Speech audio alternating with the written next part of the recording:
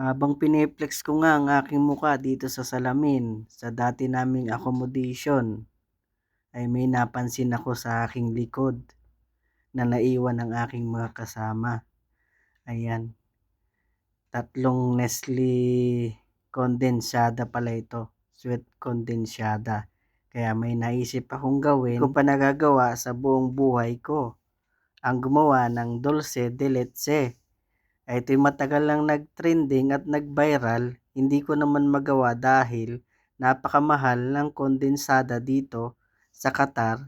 Ngayon may nakita ako dito na naiwan ng aking mga kasama na hindi siguro napansin sa taas ng cabinet.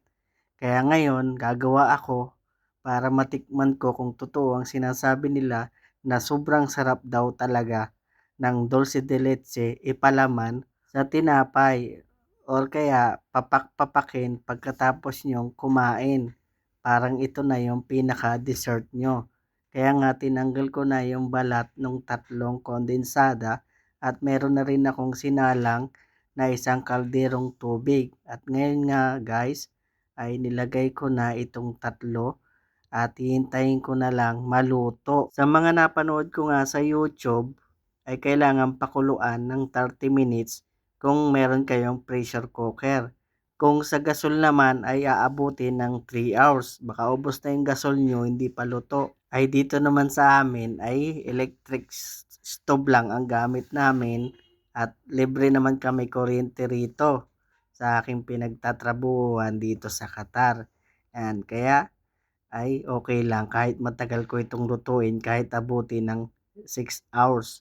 Pero kumunti na yung tubig niya, binaligtad ko na siya, pinahiga ko na din siya para pantay yung magiging luto niya. Nahirapan nga akong baligtarin dahil parang lumubo na yung puwitan niya, nawala na yung kanto-kanto. Ayan na nga, makalipas ang 1 oras at kalahati ay naluto na ang ating masarap na dulce de leche. Ayan, the moment of truth. Matitikman na natin kung masarap talaga at tunay ang sinasabi ng mga nagsipagluto nito. Ito na guys, malalaman nyo na kung masarap talaga. Lumabas na. Natin baka lilaw pa.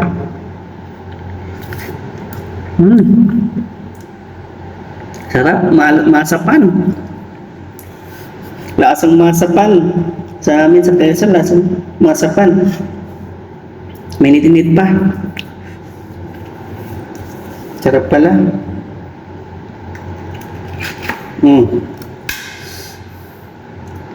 Lasang masapan.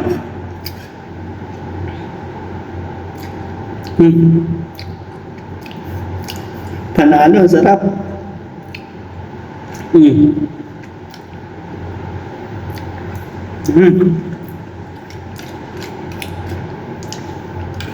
Panalo.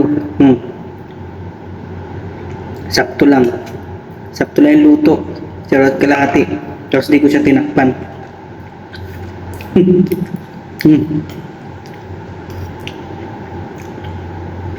Panalo, sarap. Palamang ko sa tinapay. Ayun guys, ang pagkakamali ko pala ay hindi ko chinek ang expiration. Kaya pala iniwan doon ng aking kasamahan ay expired na pala siya. Hindi ko siya talaga napansin at nakapagpalaman na ako ng tinapay. Ang nakapagsabi yung kasama ko dito sa kabilang kwarto na binigyan ko din. Na chinik muna niya expiration bago nila kainin. Ayan, ay expired na pala ng December 2025 kaya tinapon ko na lang.